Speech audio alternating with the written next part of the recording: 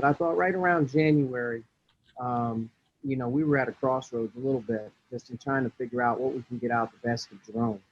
And I think the Ohio State game at home was an opportunity for him to grab a hold of more minutes. Once he did that, he showed that he wasn't afraid.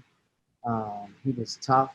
And, if he could just stay with it over the course of the next so many months, he could help our team. And I think that's what you saw. You saw a young guy in a very difficult league uh, grow up and try to get better every day. And towards the end of the year, he shot the ball much more consistently from three. I think defensively, he was a work in progress all year long, but his intentions and his effort was always good. And he made big plays for us at times when we needed him. So, from a confidence perspective, he finished the year on a high, almost as a sense of relief, like, wow, I did it. I got through it. And now it's become, all right, now I'm ready to take a bite out of the apple a little bit bigger. And I think that's where he's at. Talked a lot about his ball handling, talked a lot about his physical conditioning and continuing to rehabilitate his body from the time off that he had. He's got to be bigger and stronger in ways. And talked to him very, very early on this spring about having to handle more of a load and learn more in terms of being able to play inside and out.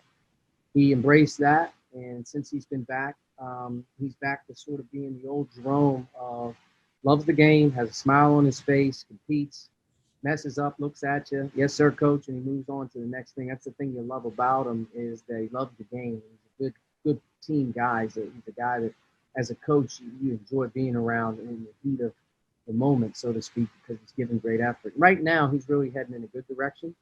Like all of our players, you're ready for another speed bump, and I think we always have in the back of our mind that, Jerome's health is paramount for us. But he's going to play a big role on this team.